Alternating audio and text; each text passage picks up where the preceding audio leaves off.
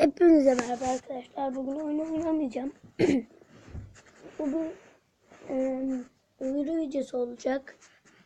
Evet, Minecraft Pocket Edition. Sonunda aldım. Sonunda yükledim ve oynayacağız. Evet, ama şu anki kanalımın adı Oyun Koç. Evet arkadaşlar, bu bir duyuruydu. Minecraft videosu gelecek.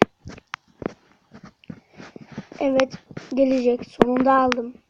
Ama yarın falan gelir. Ama sonunda aldım. Minecraft'a gelecek. O boşuna beklemiyordu orada. Görüyordunuz.